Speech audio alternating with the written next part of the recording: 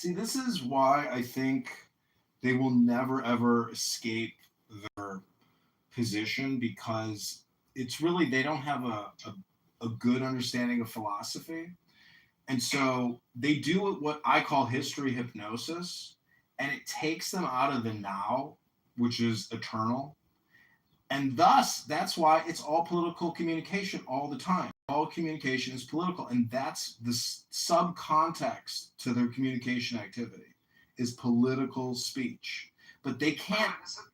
Yeah.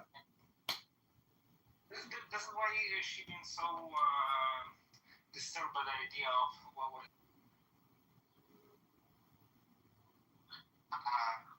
precise about it being like a pattern of thought. Like it's not like a specific political ideology or something. No, it's like they have an intention. They make intentional alliance in terms of their like, national interests. Yeah. That's nitpick. But what makes Islamic fascism? Her claims are that Zionism is anti-Semitism, and that either you are with the Zionists or you are with the anti-Zionists. So her position is never one of unity. It's always of a what is it, binomial or a binary position. And it's the same position as George Bush. Either you're with us or you're against us. Either you're with the terrorists or you're with us, the anti-terrorists.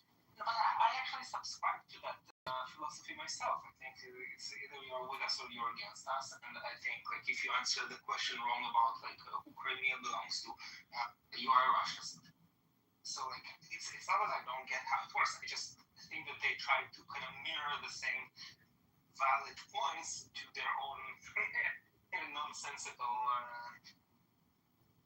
complete misunderstanding of how the world works. Well, from like a communications perspective, I think they're just plagiarizing from a communication perspective. It's just plagiarism. No, właśnie. Mogę pamiętam, że niestety no i była to zaraz uda. Chyba teraz to da był śmiał, nie ma. No sama co pan tego wiecie, nie? Ale to teraz.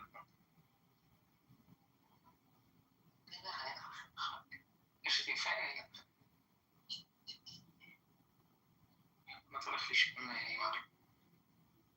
Ale chyba morala. Bo to.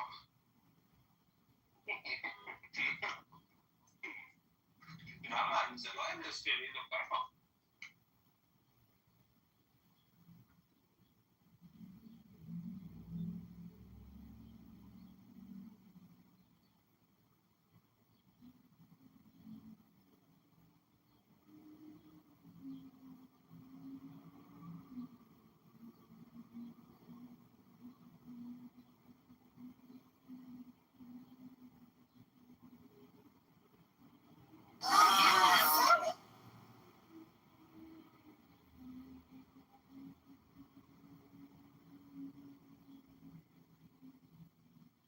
Okay, I'm going to hop out of here. Ali, God bless. I hope you have a great week. Rabono Shalom. Let's keep the hits coming. Hit them again harder. And I hope Emrose wins the award for the most highly annoying person of all time. Maybe she can win a platinum award for most extremely annoying person of all time. We will see. We shall see.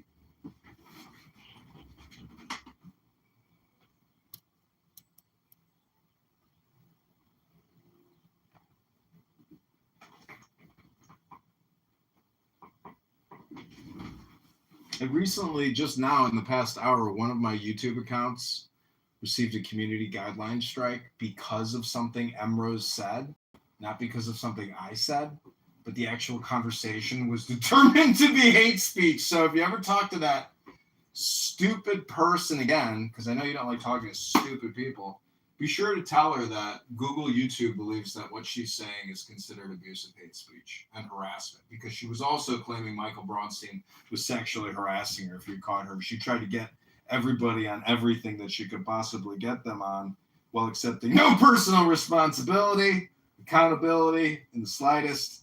She is a completely brain dead narcissist, as you said. It has been a pleasure filming this 4-hour M. Rose special.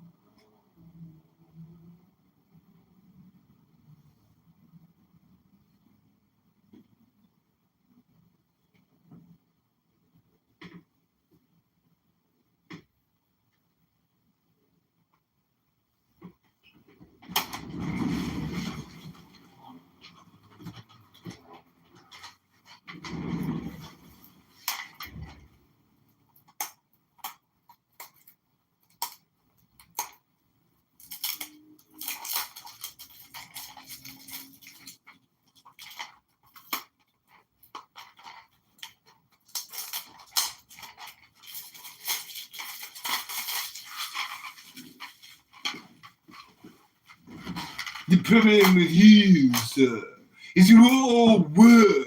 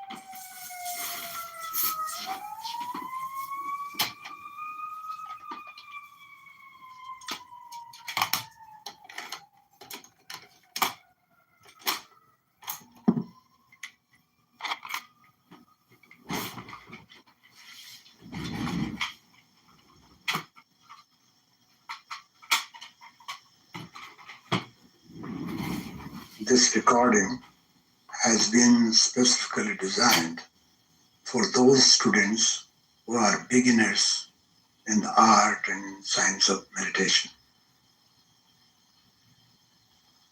In the first part of the tape, the purpose and benefits of meditation are explained. The benefits are immense. The second part is a practical method which the beginner should listen to and use for guidance in his daily practice. Meditation is a technique which helps one to attain the higher state of consciousness. It is a positive method which can be used for leading a creative life or becoming successful in the world, as well as obtaining tranquility within. The simple and natural process of directing the mind within enables one to lead his thoughts, emotions, and desires to the center of reality. Meditation is the art and science of living and being. When practiced systematically, the benefits are immense. Meditation calms the mind, relieves the body of muscular, nervous, and mental tension, regulates the entire metabolism and gradually brings it into balance and harmony, and helps one to fathom the unfathomable levels of life. With the aid of meditation, the aspirant experiences deeper and higher levels of life and is able to realize all creative potential. In the rush and roar of modern civilization, we often become tense and feel drained from the day's problems. Even so-called success in the world accumulates tension, and life seems to be a series of conflicting thoughts and stressful events. For this, the technique of meditation has proven beneficial. Students who cannot concentrate and whose attention is easily dissipated will find this method helpful for executive stress and for those who suffer on account of insomnia.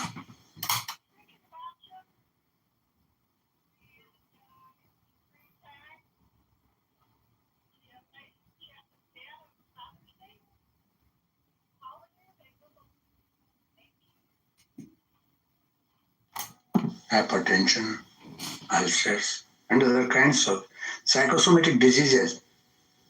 Meditation serves to relieve the stress. For the wife, mother, who must cope with an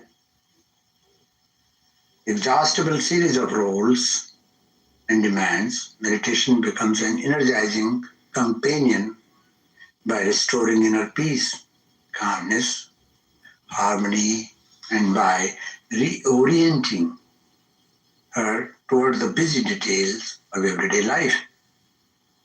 Meditation provides us with an opportunity to restore the harmony between the body and the mind. A balanced mind and sense of inner peace, which is necessary in conducting the duties of daily life, is attained. We no longer need to feel the mental and physical fatigue, which is a result of disorganized and dissipated energies. It is through meditation that both energy and perspective are regained. Meditation is not something to be approached anxiously or emotionally, nor is its objective to experience unusual visions or sounds. These predetermined imaginations can bring forth anticipated visions, which are in fact hallucinations and obstructions that interfere with the growth of the student. The purpose of meditation is not to encourage fantasies, but to release tensions from the body, nervous system, and mind. The mind has the habit of identifying itself with the external objects,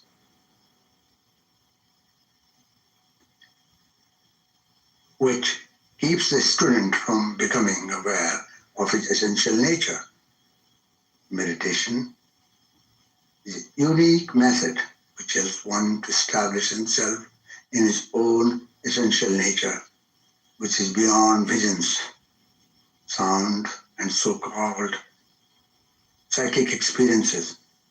In meditation, peace, happiness, and bliss are experienced. Certain favorable conditions are required in the early stages of meditation. First, one should meditate in a clean, quiet, and pleasant environment. Second, it is helpful to do meditation at a fixed time each day. One can experiment for a few days until a definite time for daily practice is established. Third, it is helpful to perform preliminary exercise for cleansing the nerves and regulating the motion of the lungs. Because of various events during the waking, dreaming, and sleeping states, many people tend to breathe shallowly. Their inhalation and exhalation becomes irregular and disturb their autonomic nervous system. The exchange of gases, oxygen and carbon dioxide, becomes imbalanced, and one finds it difficult to be steady in meditation. To overcome this disturbance, one should regulate exhalation and inhalation in an even way.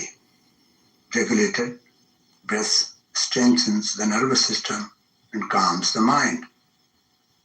Now, I give you a practical lesson. Sit on a cushion or a wooden chair.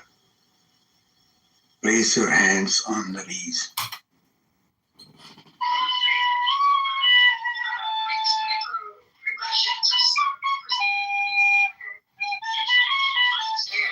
Or it might even be people, because just like I predicted, we just saw a big chunk of liberal Zionists that were visiting no other than the Emirates.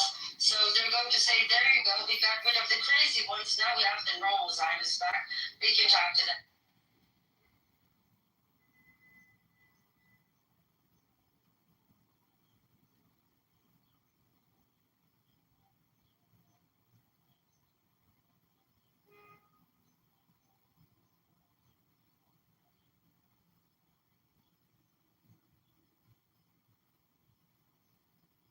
Oxygen and carbon dioxide.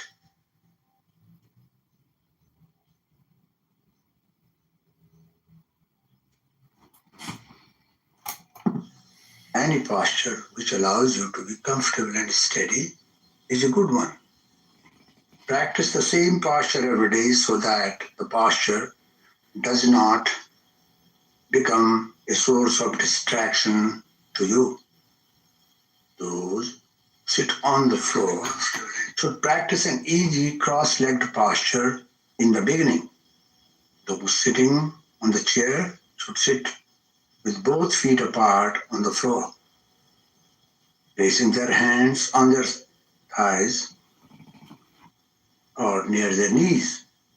In all positions, the head, neck, and trunk should be in a straight line. Make sure your spinal cord is not crooked or stretched beyond your capacity so that you feel uncomfortable. Gently close your eyes and see your lips. Between your chest and abdomen lies the diaphragm. Learn to use your diaphragm and form the habit of breathing with it so that its deep rhythmic movement becomes automatic. When you exhale, let your diaphragm push in and help the lungs expel carbon dioxide or waste gases. When you have completely exhaled, let your diaphragm help in creating another space for the fresh air. Exhale again and inhale again. Your attention should be directed towards the diaphragmatic movement. Exhale and inhale again. At least 5 to 10 times.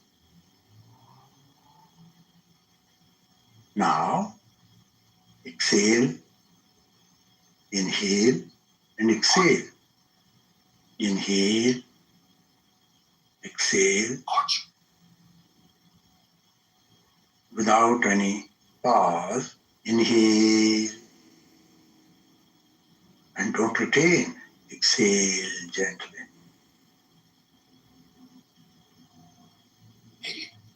See that you are not creating a pause.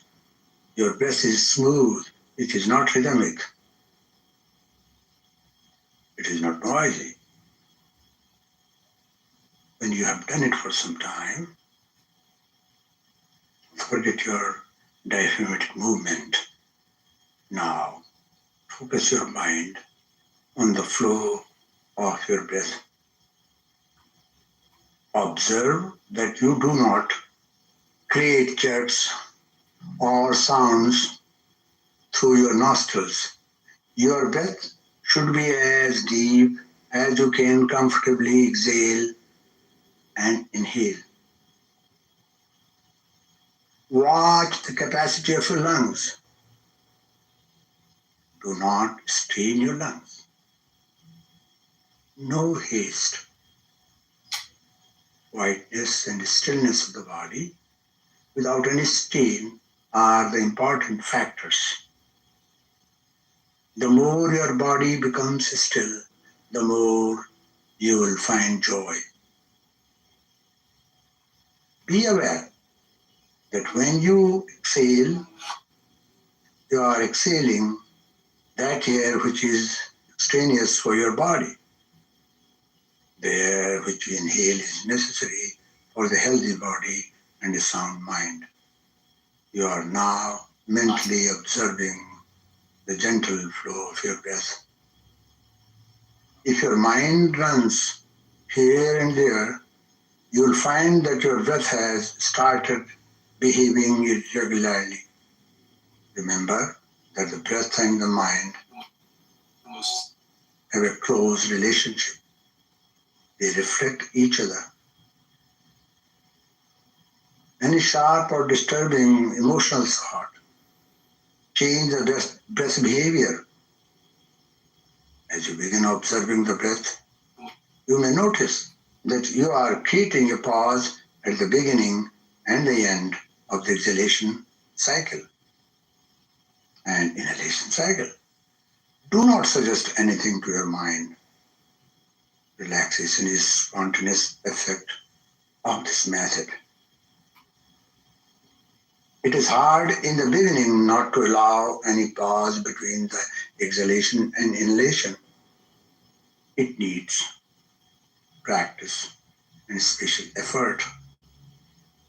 The doctors sometimes will find that the breath has become calm and serene.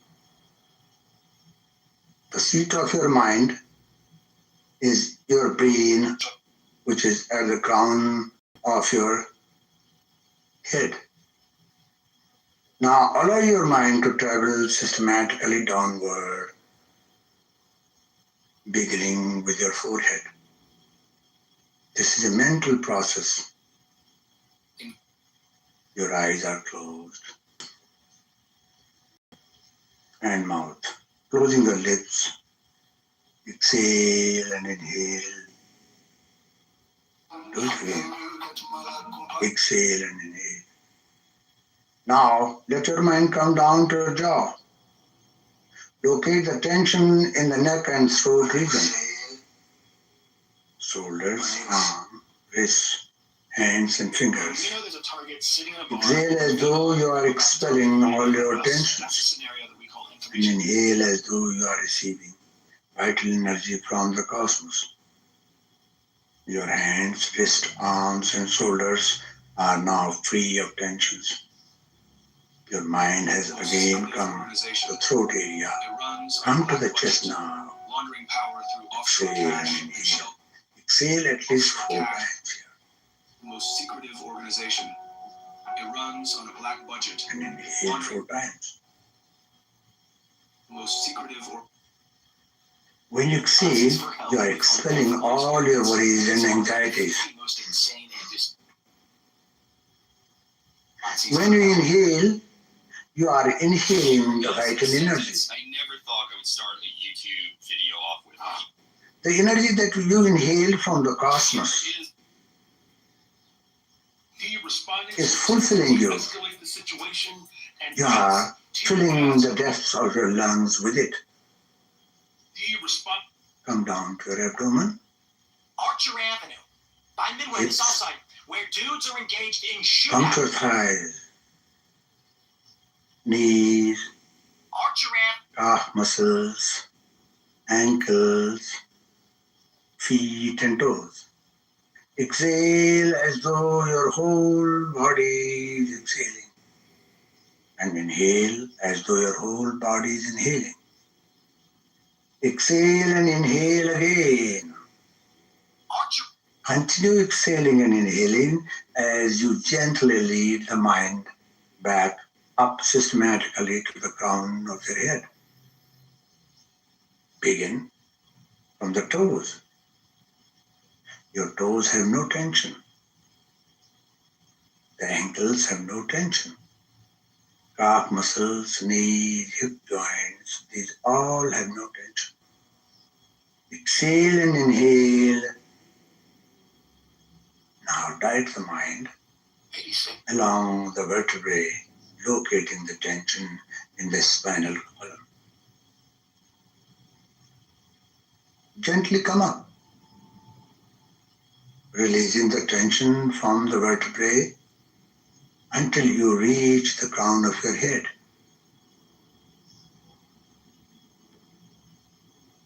Again, you are paying attention towards the flow of your breath.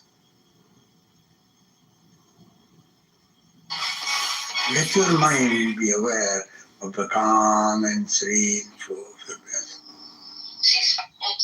Breath and mind are twin laws of life. They interact, they react, they respond to each other. Let your mind make a gentle, conscious effort to guide your breath so that it remains calm, deep, and without any noise or jerks. Bring the attention back to your breath. Your breath becoming calm and serene. It has no jerks, no sound. Slowly and gently open your eyes. Now, do not forget to repeat this process at least twice a day. That relaxation and the preliminary step toward meditation, which you are seeking, will soon be yours after about 1 month. Develop the practice. The next step is available on tape. Oh, peace, peace, peace.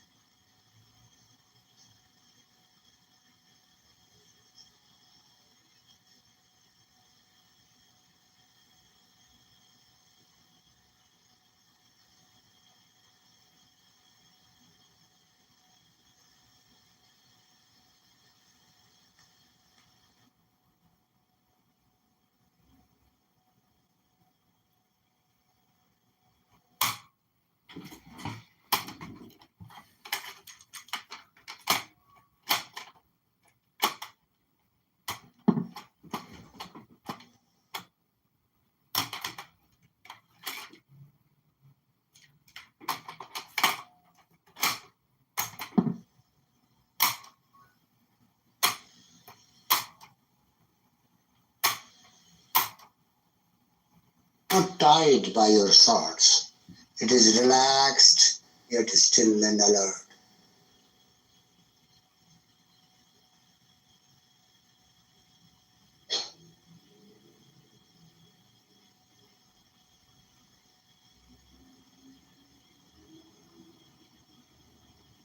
You are not body alone. You are breathing being. This life breath is given to you by a center. We all are living, we all are receiving the same. Why should we not love each other? When we forget Him, forget that center, we become individual. When we remember, we all become part and parcel of that center. Oh, my breath is creating problem for me. It is shallow. It should be deep. When you exhale all your toxins, problems, worry. When you inhale energy, hope, grace. All right, we're back live. The Chicago Mirror, Kitover. We're at 2 community guideline strikes, so I'm going to keep content more conservative on this YouTube channel now. You're all no more Clubhouse live floating in rooms, the air. freedom of speech. So we're listening. I will see their thoughts let go.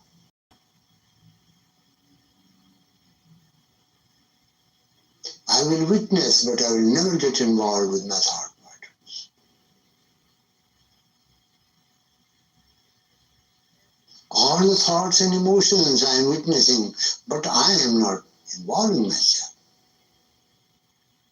There are different colors, different moods, different feelings, but I am different from them. Who are you? Are you thought? Are you breath? Are you body? No, no, no. I cannot explain my nature through speech, action, and mind. My nature is perennial happiness and joy.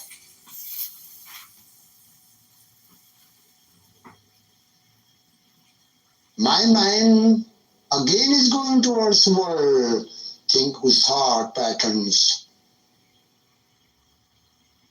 because you have not arranged your routine well. You have kept many things pending. You are attached to the things. Don't do it.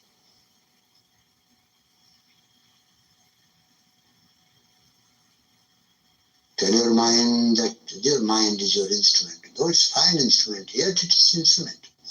How the instrument can hurt me? Instrument is mine. I don't belong to instrument. I will try to maintain happiness, cheerfulness, and bliss all the time.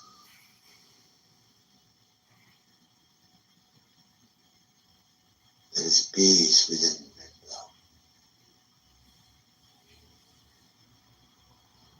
Breathe deeply, exhale, and inhale.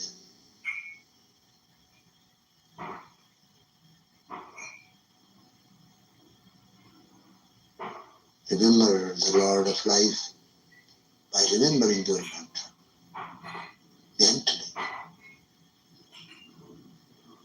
Do your duties. Open your eyes and start doing your duties, but don't forget your mantra. Peace, peace, peace.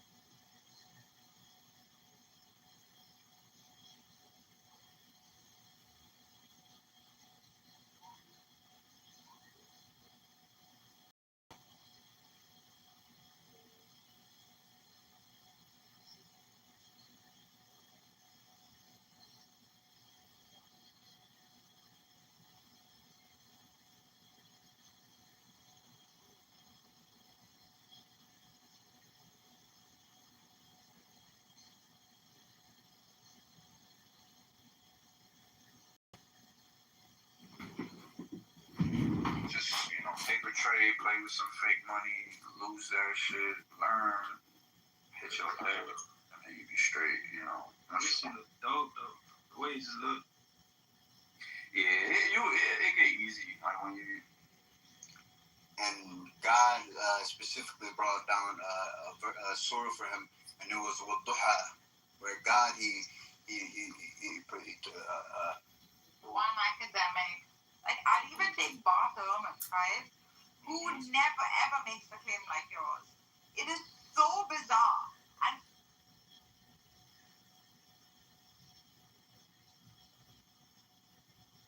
Do not make any fucking sense.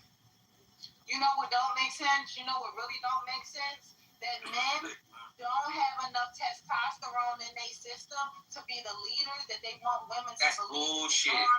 That's why Can I say society is something? set up the way that it is. This ain't even locked. Once I get in, let me get in real quick. Hey, I Rob. wanted to speak.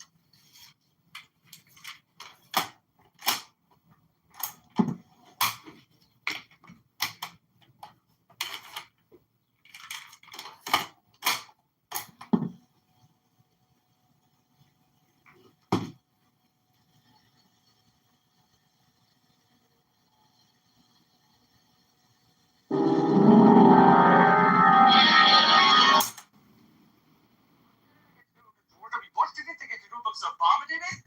Right. But that's not what we're discussing today. I get that, but So I would like to narrow the discussion back down to the topic at hand, okay?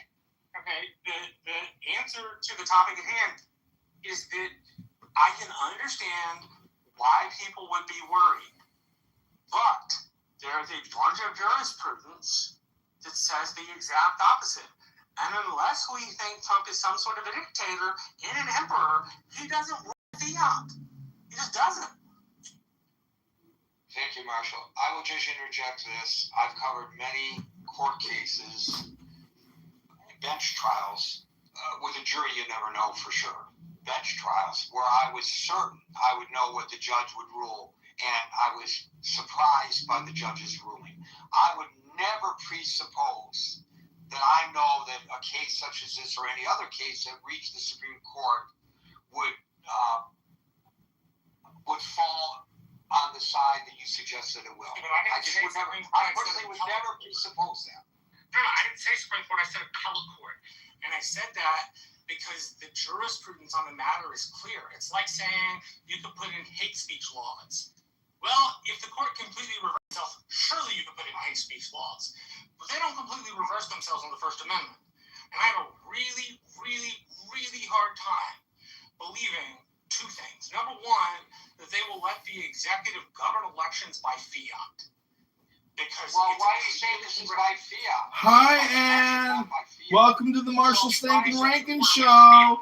Marshall Rankin Stankin, one of the most highly annoying people in the world. The court will rule that the president has to have the right to determine how to distribute funds that have been allocated by the Congress. Because that's really what it comes down to.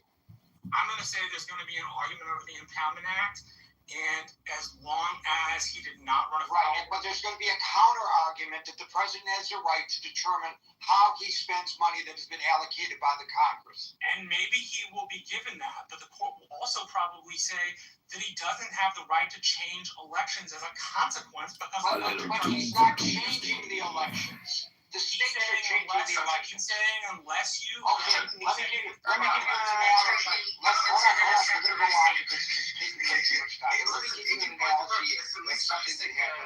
Did you hear me justify There was a time in this country that we may be at the precipice of again when there was a gasoline shortage. And the government determined that in order to save on gasoline, the maximum speed on interstate highways should be 55 miles an hour. The problem with that is, even though that they are interstate highways, the speed limit is not determined by the federal government. The speed limit is determined by the individual states.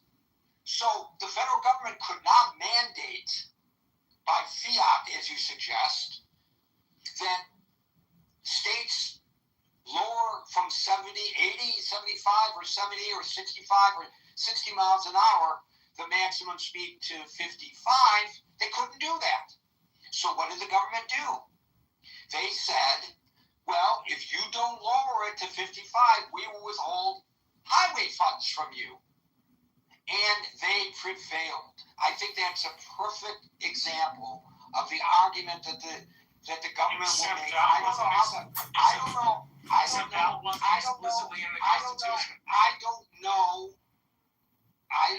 know how the court is going to rule.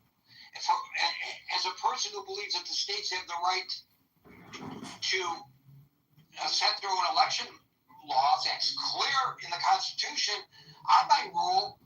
But I might rule, if I were a justice, that the government has a right to determine where the funds are set, and if they don't comply with the government guidelines, not regulations, I have the right to withhold that money, or the president has the right to withhold money. I don't think it's as clear cut as you suggest. All right, maybe not. Okay, maybe not. Oh, no, I'm sorry. Howard followed by Scott, and then by Ellen. Hey, Gary. I'm going to be concise because I think getting into the weeds and all the technical stuff as it relates to jurisprudence misses what the bigger question is. This is not just a policy issue, but if you really think about it, this is the person who has been elected, no doubt about it, who has the responsibility, the highest in the land. And essentially, this action can lead to us being less safe, or certain citizens in certain states being less safe. And it's not just a legal question, or, is this something that a president can do because a former president did it, and the former president before that who wore a tan suit did it. No, this is about the moral issue of, should the president even be using this as a political football? Yes, highway funds, go ahead, make a political football out of it. But when you're talking about homeland security at a time where we're been in a state of war, a war that it looks like, we're going to be taking a big L for, that's increasing the risk on everybody, every citizen, every American across the globe. And it's not making the world safer. And I just think it is actually a malicious use of power to be using this as a political football and threatening just for political gain. And that's just my view on it, Gary. So I'll land it there. Thank you. And my only response to that is that Stephen Colbert, in my opinion, the funniest thing he ever did, the funniest bit he ever did, was the other day when he went to the opening of the Obama Library in Chicago wearing a tan suit. Oh my God, it's so funny! A tan suit? How could you? How could you wear a tan suit? Oy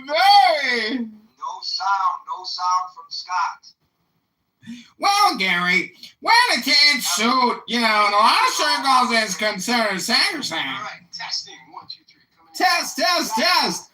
Live with the Scott Ken Jones podcast. I'm with you, Gary, that it's not as clear to me that this is illegitimate, right? That the court comes out. Yeah, Marshall makes initial arguments. I think, this ain't nothing. That's what people leave out my guy. This ain't nothing. Oh, it's something.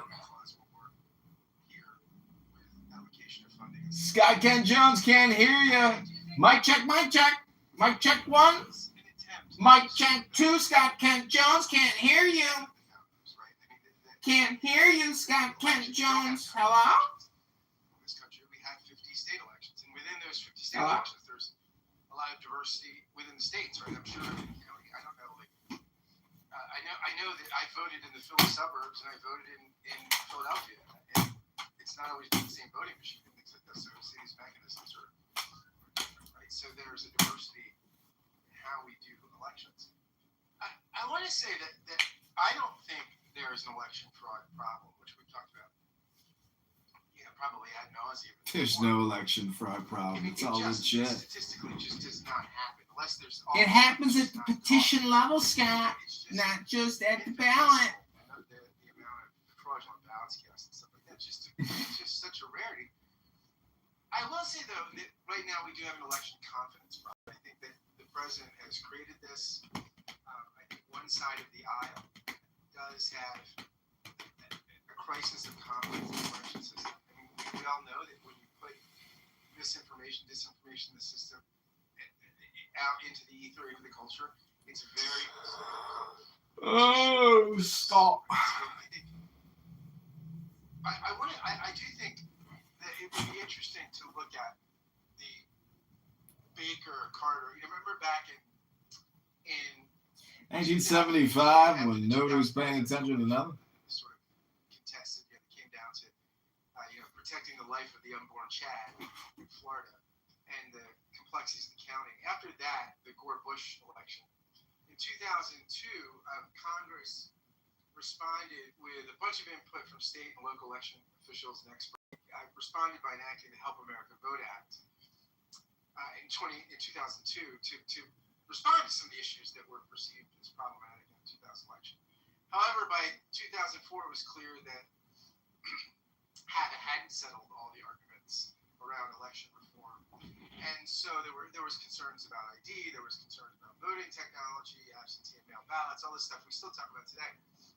So, in response to these concerns, former President Jimmy Carter, former Secretary of State James Baker III, Republican and Democrat, agreed to co-chair a bipartisan commission housed at American University to examine this stuff and to come up with some sensible election reform propositions. So the final report was called Building Confidence in U.S. Elections and made a bunch of recommendations, including a national system to connect state and local voter registration lists so that when you're, when you leave a locality, I know when I've moved, I haven't called my local election board from where I moved. You didn't call them? I just re-registered. Scott, I guess you could do that because you ain't got to call them, do you, Scott? So why bring it up?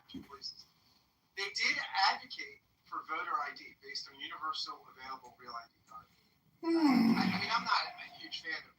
I don't worry about voter ID in my state. I've never had to use voter ID, but they do match signatures. But that is one thing that this commission proposed. Also, they proposed policies to improve voter access for communities, as well as innovations like voter centers and voter information lookup sites. They recommended stronger efforts to combat fraud, especially in absentee voting, and auditable paper backups for all voting technology. So you'd have a paper receipt for every ballot. Now, whether it's these or other measures, I do think, and again, I don't have a crisis. I don't have any fear that there's masses of undocumented folks voting or there's a bunch of election fraud, but a lot of the country does, and I think on some level we have to respond to that. And something like taking seriously a bipartisan recommendations like Carter and Baker suggested might be something we have to look at in order to have a sense that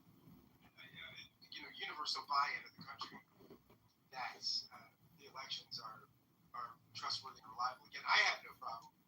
Of course you got no problem, Scott Kent Jones. So I think we have to respond to that if we're going to move forward as a country. Thank you.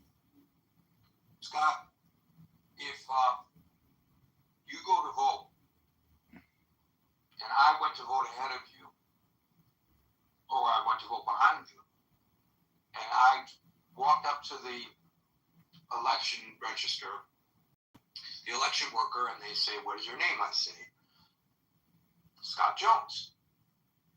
Well, wait a minute, Scott Jones already voted. Or if I get it ahead of you and you came up, Scott Jones. Well, Scott Jones has already voted. How am I as a how am I not going to get, how are they not going to catch that? There's a huge danger that if I vote illegitimately in your name, I'm going to get caught.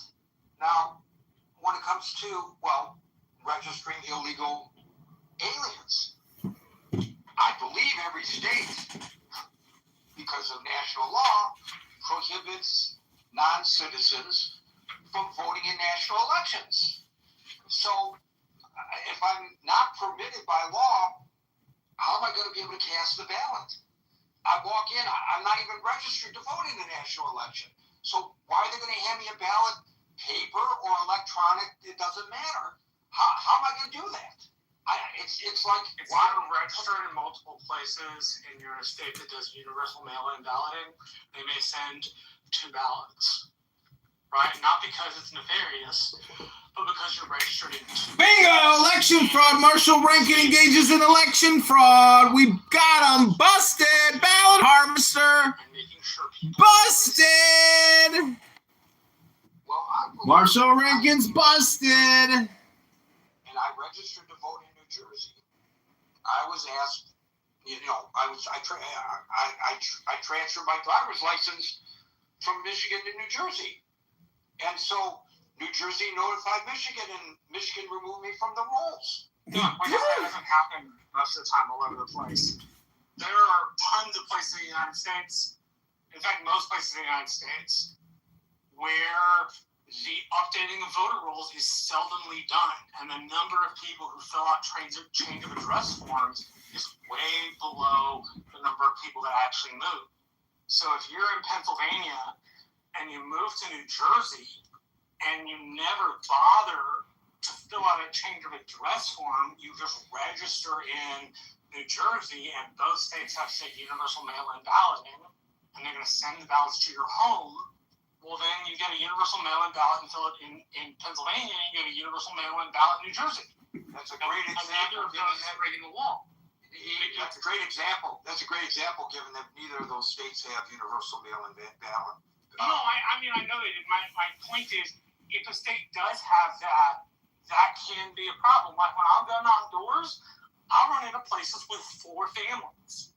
Not because 4 families live in the home, but because they've never bothered to change their address. And because the state has never bothered to go through its rolls and make sure people live where they say they live. Damn, Marshall Rankin is redeeming himself with this fucking little clip right here. Well, then you run into what Scott said. You have a bunch of people Ballot who think that the election can be messed with. No. But in actual fact, Marshall Rankin spilling the beans. Marshall, don't tell him the truth. You're talking about your situation in Texas. So you go there, and people used to live there, and the rolls have not been updated, and then they harvest the ballots. And they submit fraudulent ballots. Marshall Rankin is engaging in election fraud. Busted. Marshall Rankin is busted. From that residence? It means they can be registered to vote in that. I know, but does that mean they are? There's no way to tell that from the registration. Not unless I, Smith, and Garcia are all registered at this address. Okay, so when you knock on the door, fill out their voter registration form for Texas, right? They fill out that address. their unique voter identification number gets sent to that address. And so maybe they vote, maybe they don't vote. But it's like it registers multiple people living at an address. And Texas doesn't, in order to get a mail-in ballot in Texas, you have to be over 65, you have to have a hardship if you're under 65. But in a place like California where there are universal mail-in balloting, and California does have similar problems to Texas, you end up getting mail-in ballots for the same people at multiple places. I'm not saying that means there's voter fraud. I'm just saying, to Scott's point, that there is a worry about this, and that at some point you probably have to address the worry. I mean, that I can't think of anything more truthful than that. That's exasperating for people who look at the current system and go, well, it works just fine. But the problem is, if a good portion of your countrymen don't believe that the election is, like, if they don't believe that the electoral process is fair or honest, then you're going to have even less buy-in. And if the question doesn't get answered because they're simply factually wrong, their thoughts don't go away. When this happened with Tilden in the 1870s, the Democratic Party's thought of rigged elections didn't go away for 35 or 40 years. Right? It didn't matter that they were wrong. It didn't matter that their view of elections was just. Gotta keep clipping Marshall Rankin. We got the inside track now on ballot election fraud. Ballot harvester. Marshall Stinkin' Rankin from Hidalgo County, Texas, is a ballot harvesting election fraudster. Busted! Propagate a lie. And because of that lie, It's not a lie. We just confirmed it, Gary. workable election system to satisfy the concerns that he is lying about, knowing that it's a lie, given the fact that there has been no evidence to suggest that any election was stolen. That's what we had to do in 1886. 1886. After the 1876 election, that's what we had to do. Because a giant portion of our countrymen didn't believe the election was truthful. I'm not saying it's right or good. I'm just saying it was. Yeah. Well, I know that I heard people say, because this was almost predictable, that when the mail-in ballots, which got counted last in Los Angeles, when the lead changed in the mayoral election, see, we knew this was going to happen. They really believed that the Democrats had dumped a bunch of fake ballots, and they're absolutely insistent upon that. But that's not going to change. Are you suggesting that we not allow any mail-in ballots? I don't know whether this proposal does that. Are you suggesting that we not allow mail-in ballots? No. Of course not, Gary. I work in elections. I'm kind of partisan about mail-in ballots. I think in certain places they help Republicans. My point was, I don't care whether there is a percentage of the population, a hefty one, that doesn't believe they help, and their votes matter as much as ours. Okay, but to use your argument, that the perception becomes. Get him, Gary. Therefore, the perception has to be corrected, not the reality. If a large number of people believe that mail-in ballots are subject to fraud, and that the Democrats are dumping fake ballots in the mail, and there's no way to prove otherwise, even though we know that's not true. Your argument is people think that. We have to correct that perception. Great. Then should we get rid of mail-in balloting? No, Gary. You're not listening. I'm not suggesting get mail-in balloting. Well, I'm adding to what Scott said, which is, like it or not, whether they're right or not, they believe this, and they affect national politics, and they affect state politics. And so, regardless of whether these people are honest or truthful, their views are impacting things. And it doesn't help when states don't clean up their rules, because you end up with situations where you get mail-in ballots for groups of people who live in different places. And while that is not a nefarious thing, it's very, very easily explainable, because voter rolls haven't been updated, people's malicious nature and their tendency to attribute things to malice more than stupidity means that view that mail-in ballots are not helpful is going to be around for a while.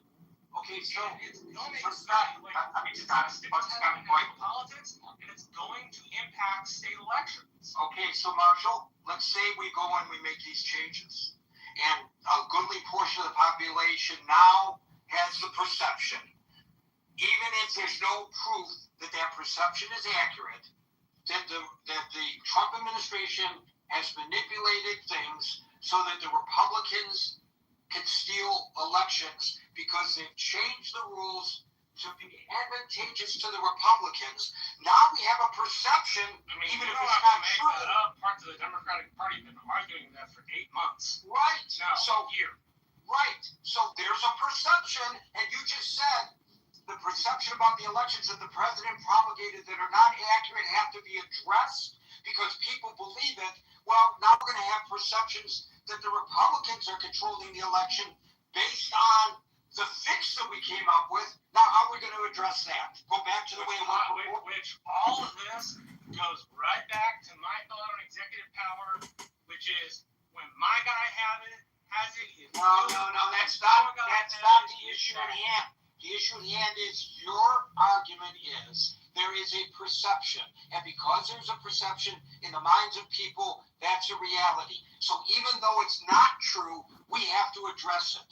Now, I said that if addressing it... Yes, when this happened in the 1870s, it affected the Democratic I agree with you. I got that. I got that argument, Marshall. Marshall, I don't know why it is I ask you a question and you don't hear my question. I'm not very articulate, apparently, today. I'm going to move on. But you're not responding to the question. I'm not trying to be argumentative. I'm asking you a question. Trying to be consistent to your argument, and you're fighting me on it, and I don't want to fight. So I'm going to move on. It's not fair to the other people. You have to pay attention. I got a crap load of people, and I don't want to talk to you anymore on stage. We can talk elsewhere. There are too many people waiting in queue. It's already 5:55. I'm moving on. Again, it's interesting. I think this conversation is interesting. I mean, I don't want to just sort of capitulate to Trump and that sort of election fear-mongering. But I do think that there is a sense in which again, this is why I point to the Carter-Baker Commission. Like, I mean, could we come up with a bipartisan consensus of best practices?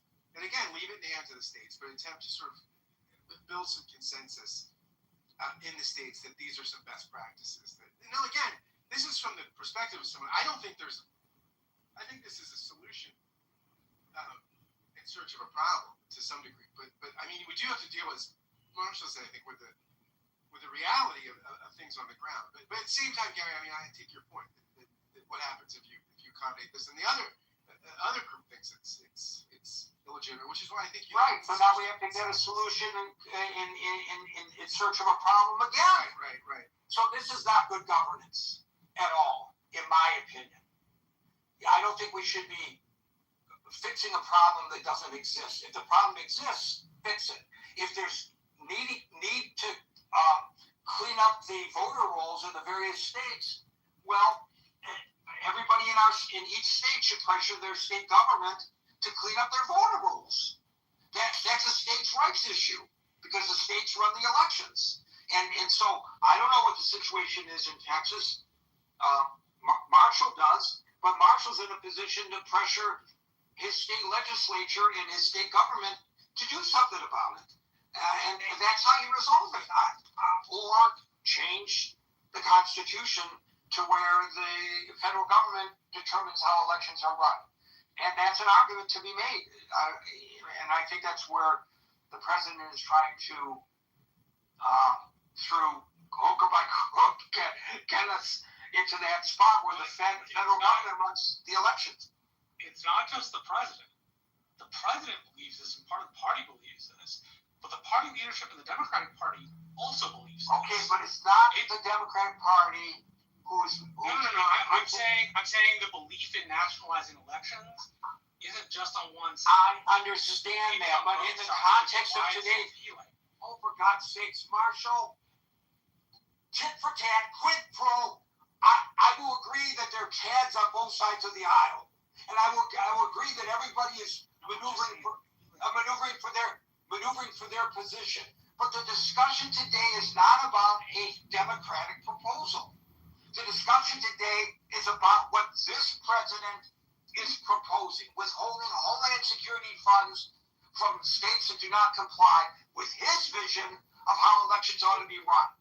So when it's the Democrats proposing it, I don't want anybody to say, but the Republicans feel blah, blah, blah. Well, why do you always bring that up? It's not germane to the conversation. As I said, because it explains why it is so popular amongst the wings of each party, and it explains why it keeps popping its head up in discussions. I don't care. I personally don't. But I did not make that the topic of the day. That's not the topic. The topic is this proposal. And I want to focus on this proposal. I don't really care much about what Schumer might think. I care about this proposal. I want to know what people think about it. And I don't think the way the discussion has gone for the first hour has been beneficial in responding to the question at hand, frankly. I will make the exception what Howard said. Howard made an extremely important point that he doesn't believe that Homeland Security funds should be held hostage to the whims of the administration, whether it's a good proposal or not. And I think that's really the question here. Let's just say, for the sake of discussion, we agree that how the president wants elections to be run would be much better than the way they're run today. Should we withhold Homeland Security funds from states who are reticent to do so? No. That's really the question. No, you shouldn't. So then why are you bringing up all this other stuff? It has nothing to do with the proposal before us, in my opinion. If I'm missing something, somebody could correct me on it. Alan, am I missing something here? Alan, followed by Brent. Hello, everyone. Hope you all... Oh, I didn't know that this Alan was going to talk. Alan, followed by... Did I jump on the other Alan? Oh, shame on me. No, Gary, I totally agree with what you said. This thing, it's one more step to the dictatorship whatsoever. What the hell they come up with the Homeland Security in the first place? If I recall it right, after September 11, they thought one extra layer should save us. Now that you're going to cut the budget of that, then what? Who's going to pay the price? Me and you and everybody else in this room, whoever comes from United States. I'm not worried about the one join us from the Europe. This is getting worse and worse by the day. Back to you. Thank you, Alan. Alan, followed by Brent.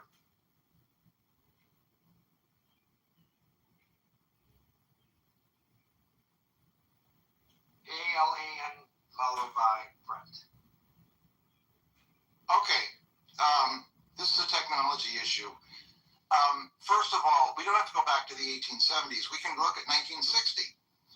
Richard Nixon did not make an issue in 1960 of the fact that he thought the ballot box was stuffed in Chicago.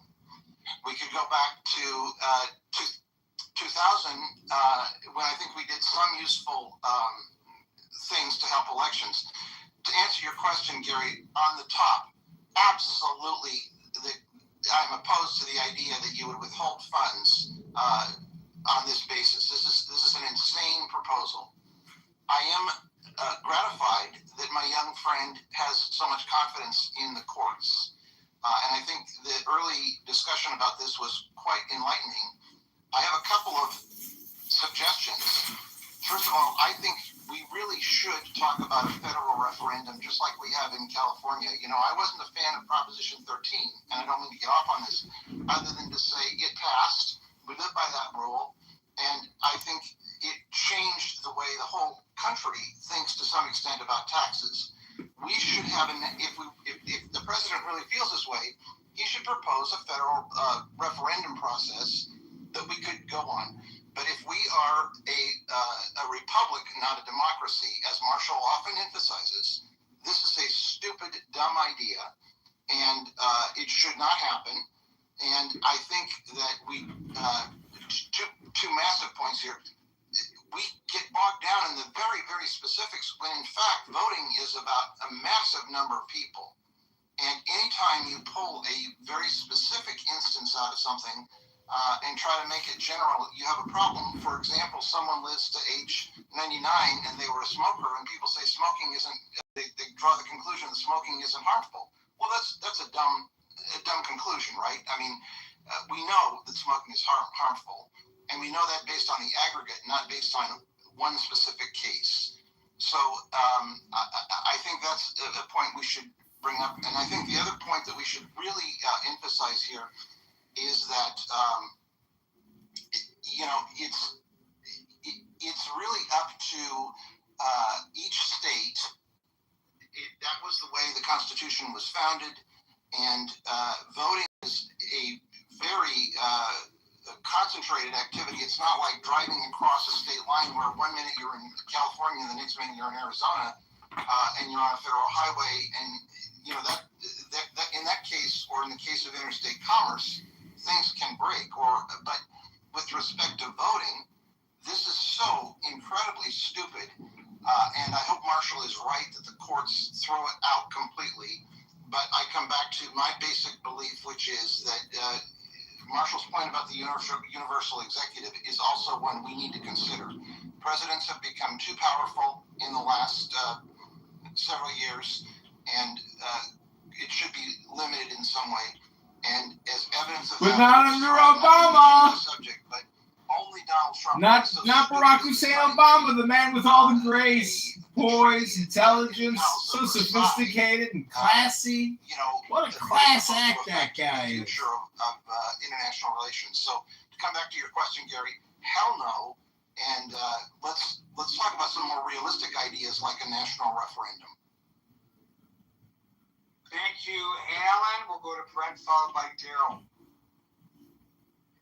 So I would make a few points. I mean, I kind of lean towards that the courts will. I'm bald, asshole. It's called male pattern baldness. There's a few points I kind of base that on. Androgenic alopecia. Androgenic alopecia. Don't make no ad hominem attacks on my YouTube channel. I'm reporting you. That the federal government cannot How dare you? Into doing policy it disagrees with. In that case, expanding Medicaid and the ACA by essentially taking away funding that they already had. A lot of discussion on the highway bill or the lower the drinking age. In that case, what they found is that the funding kind of directly related to highway safety. That's kind of where they drew the line there. In this case, I think they're going to have a hard time making that case. This is funding essentially.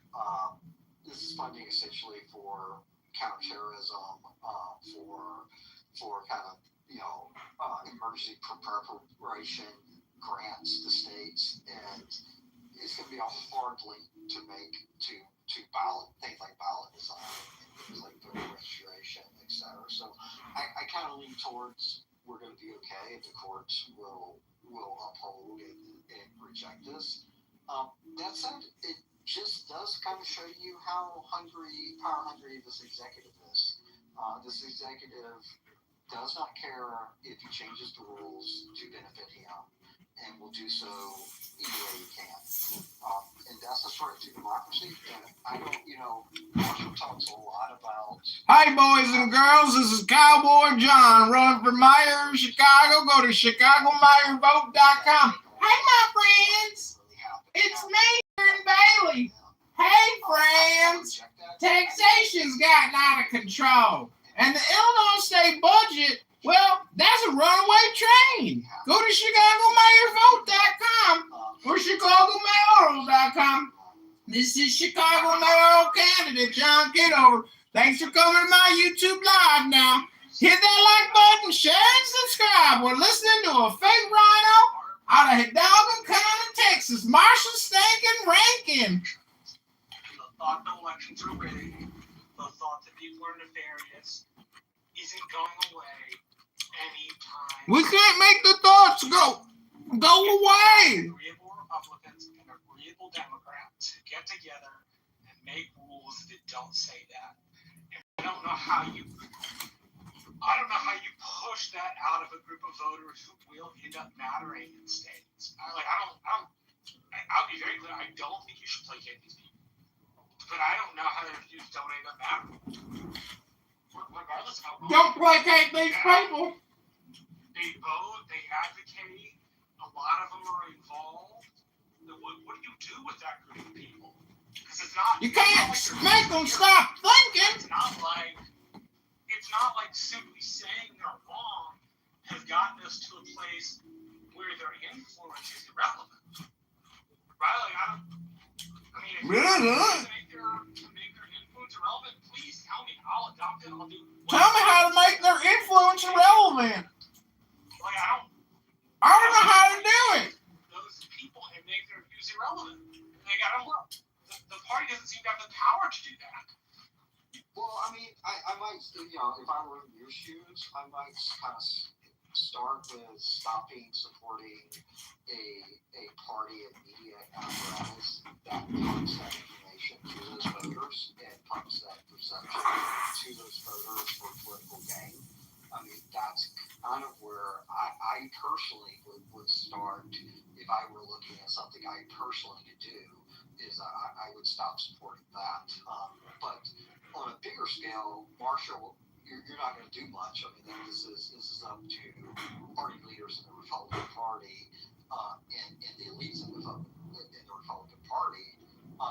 The answer to those voters, I would say, is that people that should know better should maybe stop pumping them full of conspiracy theories. Thank you for that, Brent. We'll go to Daryl, followed by Jules. Hey, Gary, can you hear me? So, it's interesting because to Brent's point, if you remember the big Fox News lawsuit with the voting machines, right? Fox pivoted to this argument that, well, anyone, and this is in the documents, well, this is hyperbole, and if anyone, this is commentary, and it's not actually journalism. And they made the argument that if anyone takes this seriously, they shouldn't. That was actually what they argued in court. It didn't help them. The thing with, both, my two friends, Marshall and Scott, it's this idea that, people believe this, so what do? People also believe that vaccines cause autism. And you can't, one of the fundamentals of logic is you can't disprove a negative. So how do you disprove something that's not true anyway? You can't. You're just going to beat your head against a brick wall. There's the classroom and then there's the corner. And in the classroom,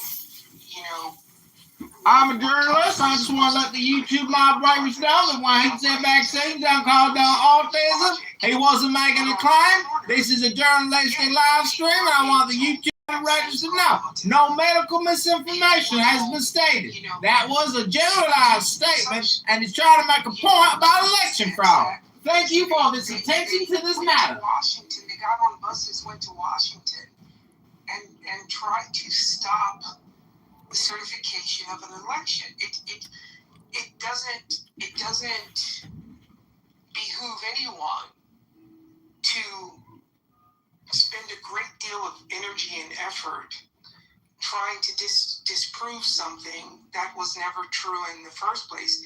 I don't personally know how to fight that.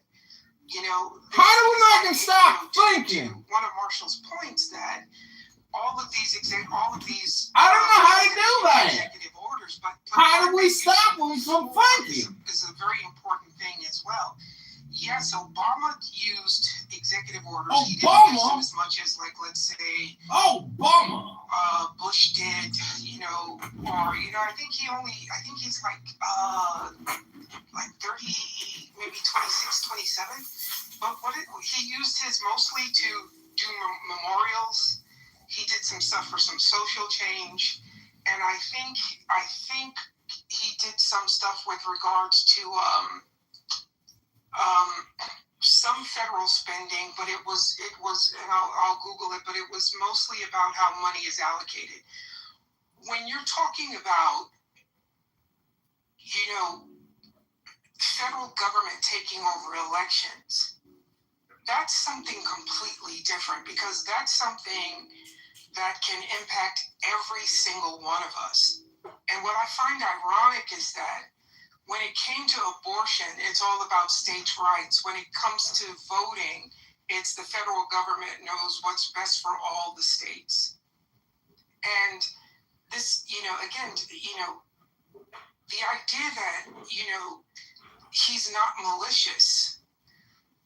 Everyone who knows him will tell you that he carries grudges. If you speak poorly about him, he's going to primary you. If you look at what they're doing with social media now, if they're trying to, and this is working its way through the system, they're silencing voices who are critical of him. You know, look at what they were doing with this is all documented. Look at what they were doing with the Epstein files. They're keeping track of people who look at the files online. This is why when they first dropped, I was all through those files. I was obsessed. I haven't looked at those files because they're tracking people. He carries a grudge. A grudge by definition is malicious. He not only carries grudges, but he goes after. He tries to invoke an army to also carry his grudges. This idea that elections aren't safe or elections are fraudulent, there is no evidence that any election has been substantially impacted by fraud.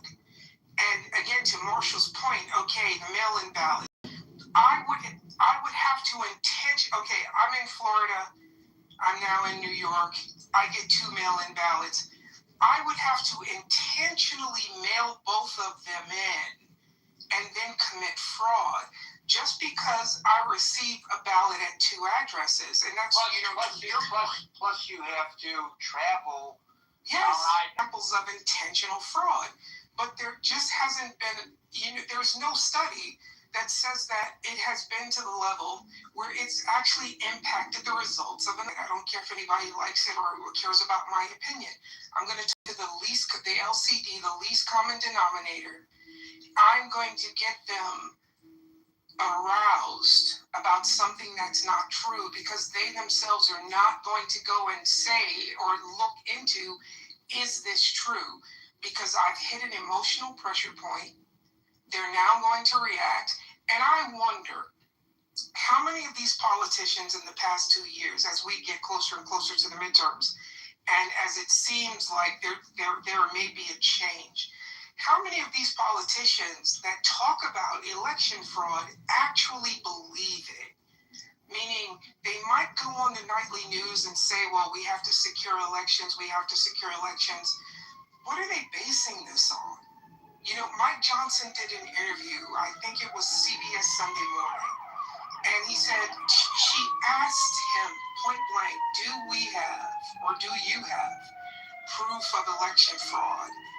And he said, well, I don't have proof, but common sense would tell you.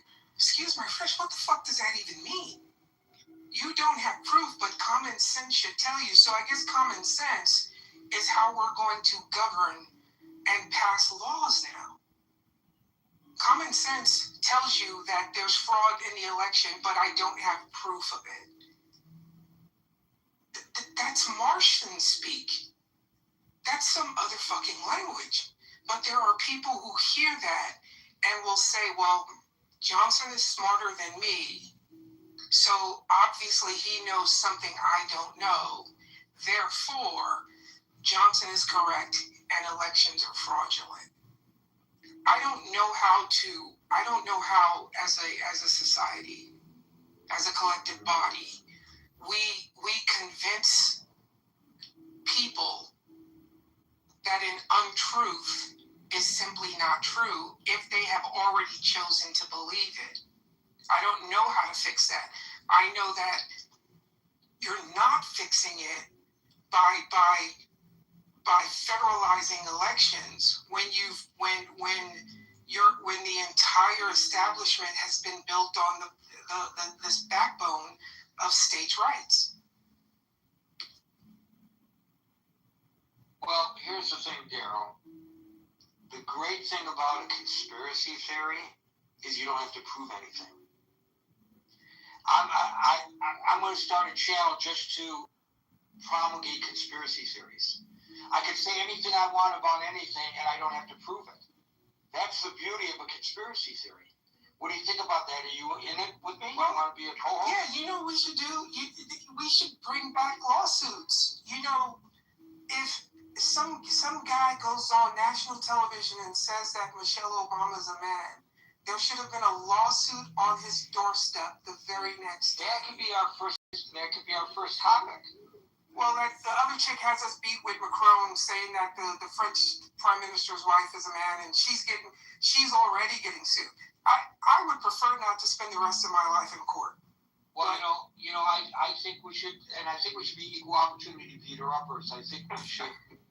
I think we should also talk about the diapers that the president wears. Oh. It doesn't matter if it's true. Yeah. I don't have to prove it. I can just say it. I'd love to get that one in Discovery, though. Yeah. See, but people do say it. People do post that kind of nonsense on social media. They post it, and who's going to challenge them? And so, to Marshall's point, people are going to post that the elections are being manipulated. If you correct, quote unquote, the manner in which elections are held in order to resolve the perception that they are being manipulated by the Democrats, then an equal number of people are going to have the perception that it was quote unquote corrected in order to facilitate the desires of the Republicans. Now, both will probably be wrong, but it doesn't matter. Yeah, you become a dog chasing its tail after forever. That's exactly what you have. By the way, Abby points out in the chat, which folks is linked above, that in Las Vegas, what did they do in Las Vegas over this issue? Some of the issues that Marshall raised. They got together a bipartisan commission, Republicans and Democrats, and they cleaned up the voter rolls. Hello? How about the government requiring states to establish bipartisan commissions to clean up their voter rolls? Would that not solve the problem? Yeah, then they'd argue, then the individual states would argue who's going to pay for it, because it always comes down to money. Well, you know what? We got money for a lot of other things. If it means that you have to throw some money behind it, great. Yep. So what? Yep. The cost of one cruise missile will probably cover all 50 states cleaning up their voter rolls. So, that's one less cruise missile to fire. There could be worse things in life. Jules, followed by William. Hey, Gary, how are you? I am good. How are you, Jules? You're real good, because in the last sentence you said what I was going to say about getting a bipartisan group together, cleaning up the voter rolls. So I'll try to follow the guy who reads carefully about the Epstein files and doesn't want to talk about conspiracies. But you bring up a good point. It used to be election day, it's election week, election year, election this way, election that way. I mean, other countries can do it, we can do it too. I mean, what's so hard about this? The only problem I see is that both Republicans and Democrats are trying to use the laws and the rules for their advantage. And that really has to stop. That's really what I have to say. I blame both parties. Of course, maybe one party does it better. The party that has a guy with a Nazi tattoo on lets him run for election, and everybody supports him. So maybe they do it better by sticking together. I don't know. But we really got to get our act together. We have people running who don't believe in any prisons anymore. Even if you murder someone, no prison, no lockup, no nothing. I mean, we're a very divided country. Who's running that's a prison abolitionist? In New York, what's that one? I don't know the woman. The one Madani is supporting. No prisons. No prisons. No prisons. Murder, no prisons. But are you surprised, Marshall? On that side of the progressive left, no, I'm not surprised. Prison abolitionism in a certain part of the progressive left that links itself with the European left is very popular. Right. That's right. Obviously right. By the way, I didn't say hello to you, Marshall. I haven't spoken to you in a while. It's always good to hear your voice. Always good to see you too, Jules. Yeah, but we really, this is a good topic. Voting is very important for our country. That's very split right now. And we can't be fighting over, about what the rules should be. It's got to be bipartisan, and we have to settle it that way. I don't like the idea. Someone brought up the Supreme Court, and I'll end with this. We have a person on the Supreme Court that doesn't know what a woman is. So I hate people like that making decisions for the whole country about anything. Wait a minute, there's a Supreme Court justice who does not know what a woman is? Ketanji Brown couldn't define what a woman is. No, I will say this often gets misused by the right. Like, yes, there was an answer of what a woman is. But typically, when Supreme Court justices are asked questions like that, and they're being interviewed in the middle of a confirmation hearing, typically they don't answer those questions because of cases that might come before them. Now, she didn't answer in the way every other justice ever had, which is, Senator, I can't answer that because of a case that might come before me. But that's where her non-answer came from. She didn't give a non-answer not because she didn't know what a woman was.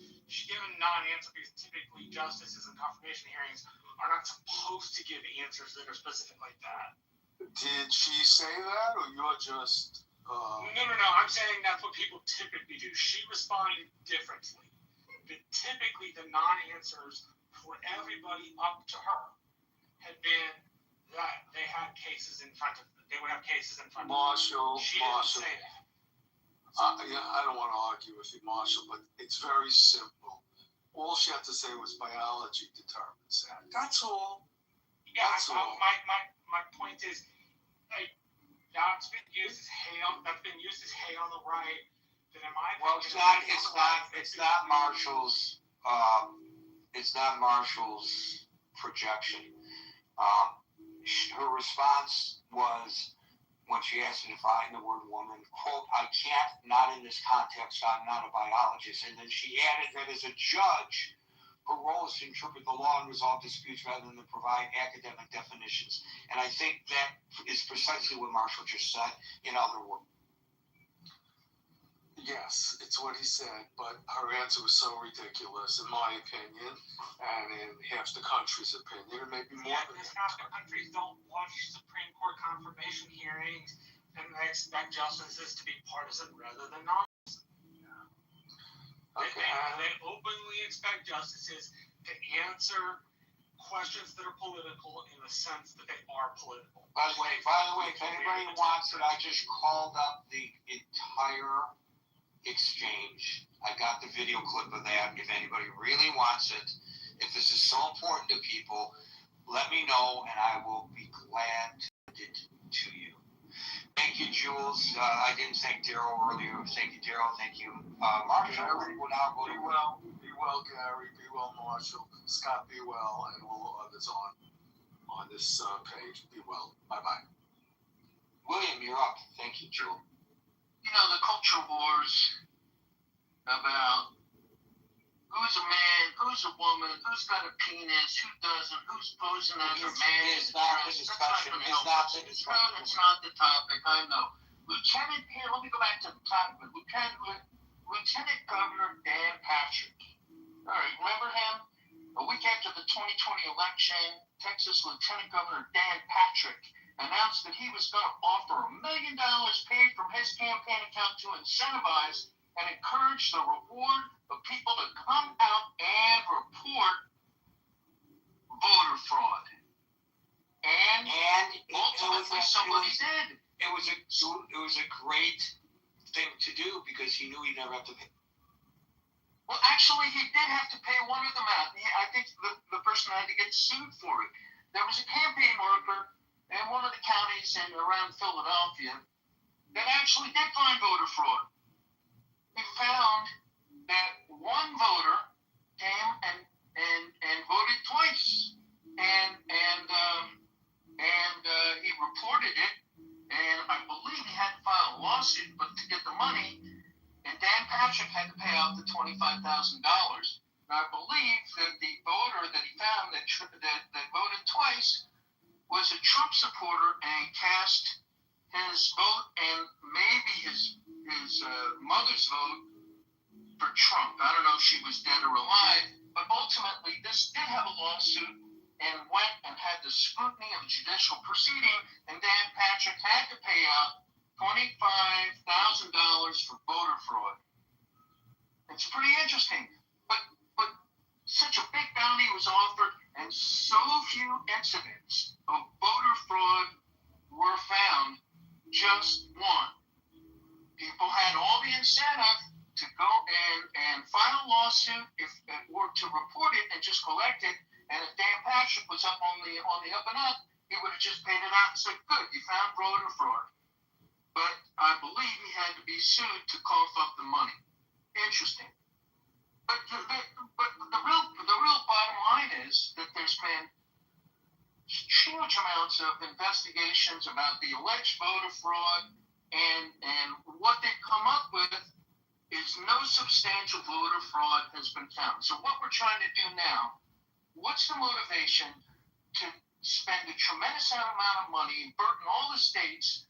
Well, help promulgate the argument that there's voter fraud, because why would we be doing this if there was not a problem of widespread voter fraud? So it gets promulgated. Yeah, that might be one motivation. And the other motivation is maybe Trump will get the law passed so that he can break a system that's not broken. Maybe this is something that will allow him to get tremendous amount of information that should be state information to which he's not otherwise entitled, and to engage in voter intimidation and all the kinds of robocalls and right. So if you take this in context, the attempts to obtain state voter information on the federal level, they've actually been seized in some cases. You recall that the former Director of National Intelligence showed up in Georgia to oversee the seizing of such records. There have been court cases supportive, actually, of them taking these records, I believe. This does present a more ominous view of what we are dealing with. And so that's a part of the context that I think I'm glad you brought up, William, that deserves our consideration, at least. Tulsi Gabbard actually has maybe incentive from foreign actors. She's got a curious relationship with friends of Russia, with Vladimir Putin. Well, there's a whole macro. They tried that when she ran for president of the Democratic Party. Don't both sides, and that's a disservice to everybody that both sides this. We're talking about a specific person and specific issues and specific And I'm saying when she ran, the Democratic Party literally had the exact same crisis. I had concerns when I learned about it that foreign actors were trying to manipulate our elections. And in fact, that was proven, and that goes back to the 2016 election.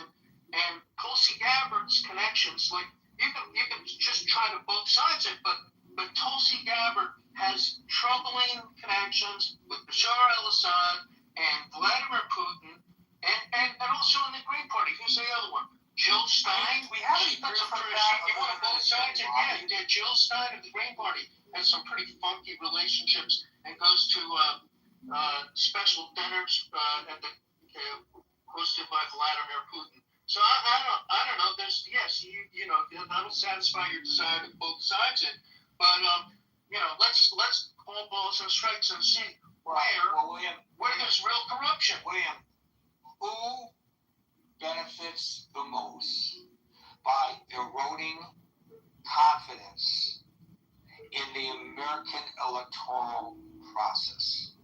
Well, for one, our enemies like exactly. Our enemies like Putin, like whoever's running Iran. That's correct. So, yeah, this may be a misperception, and maybe the misperception has to be corrected, and maybe the way to correct it is to fix something that isn't broken, as opposed to countering the lies with the truth, because some people to want to embrace the lies. It's so much easier. There's been a lot of psychological studies about why people embrace conspiracy theories absent any evidence. And I'm not a person of authority to discuss it, but there have been a lot of studies of that.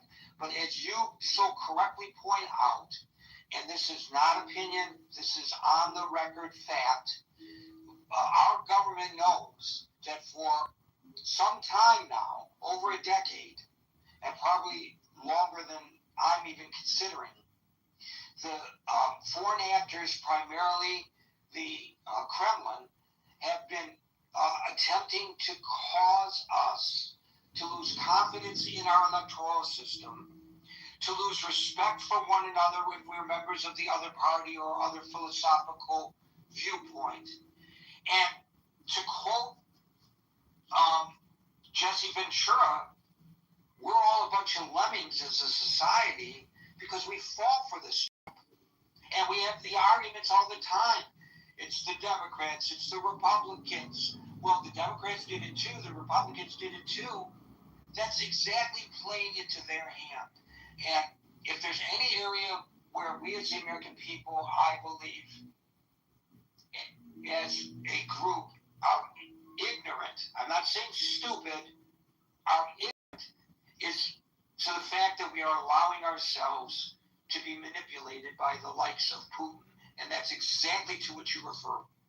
And he's not just interfering with the elections in the United States. He's interfering with elections in Romania, in Moldova. He's trying to gin up some sort of claim that he needs to go in and save Russians who are in Transnistria between Ukraine and Moldova. He's interfered with the elections in Europe. He's supported the AfD in Germany. He's supporting, to my knowledge, the so-called Reform Party in the UK that has Nigel Farage, who was the guy that precipitated Brexit. Putin had his hand behind the distrust in the system that led the UK to do the exit from the European, the EU, and have Brexit in the first place. And all of this corruption is initiated by Vladimir Putin. And what has Brexit done for the residency of 10 Downing Street? Six prime ministers in 7 years, I think, with his current resignation. Destabilizing elections is one of Putin's methods of attacking the West. Of course, at large. Of course. And then maybe we need some kind of, we can't rely on elections. We can't trust the electorate. We need somebody to come in and take charge because we're incapable of running our own elections. That's why we have all this fraud. All these people who volunteer every year, all these white-haired retirees at the election centers, they're involved in fraud, you know. We can't I've been volunteering in these elections since after Bush versus Gore. I've been volunteering. And you must be really old because the prerequisite is that you have gray or white hair. So I'm bald. Yeah. No, that explains it. That's how you got in there a little early. Thanks, William. Yeah, I think very excellent points you bring up today. Thanks. Hero, you're up. Hey, thanks. I raised my hand with collateral oil debt because of something Marshall said about universal mail-in ballots in California. It was an example, probably not an exact example, but you don't have to respond, by the way. So here's what we know. Like, you know, this idea that like half, he says something like, well, half the population, I know it's not true, but half the population believes it. So obviously we have to accommodate them, right? Just like a bunch of people think. What was the other example? The vaccine that Tylenol causes autism. I know it's not true, of course, but other people believe this, so we have to accommodate them. That is a serious dumbing down of our nation here. And is it like we know where these ideas come from? They come from this administration, and they're not just out there in the ether somehow. I don't know how they're out there. We just have to accommodate them. And to this, Marshall said, like, well, I don't know how you deal with this. I don't know how like half the people believe stupid shit. Like what am I supposed to do? We just have to accommodate them. And here's the thing, Marshall, you added to the stupid shit. You said that in California people could just like move and re-register and see that's you can't have mail-in ballots because it's so easy to fraud. That's not what I said. No, you did say that. No, that's not what I said. I used California specifically. I used California specifically. Stop. I use California specifically as an example where you could move from one place to the other. Marshall, hold on a second. Hero, please allow Marshall to respond to your proclamation. And then I wasn't done with my proclamation. You can continue, but you just stated something that Marshall said that he feels that you misstated. So let's get through that, clear that up, and you can finish. Go ahead, Mark. I'm not claiming California commits voter fraud. I am saying, much like other states, people can, and occasionally, have two mail-in ballots. So that doesn't mean the person on the other end fills it out. Exactly what I'm that you're wrong about. Okay, then please. Do the change of address forms always meet? I am glad you restated what I think you just said. Okay, perfect. So in California, when you register to vote, you'll be notifying your old county so that the voter rolls are properly cleaned up. If it's in between and it's too close and you happen to get two ballots sent in, there are barcodes on those ballots, and those ballots are checked. And if one of them votes first, the second one will be cast provisionally, and they will double check it. If you purposely did that on purpose, you are, you could be in big trouble.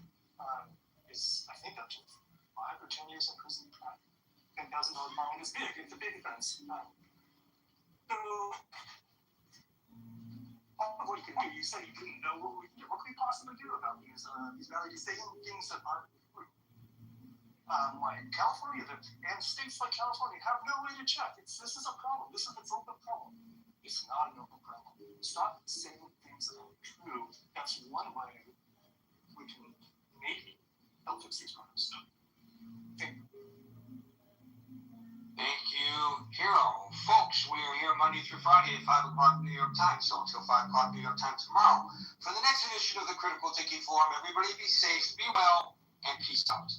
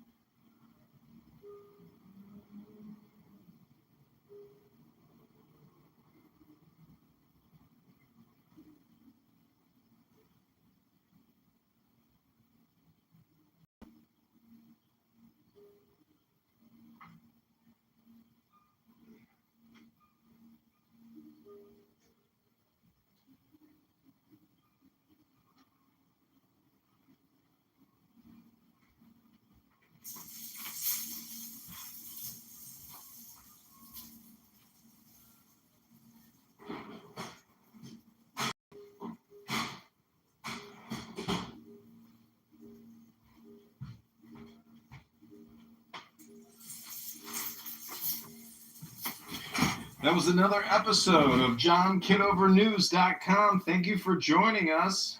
This is Chicago mayoral candidate John Kitover.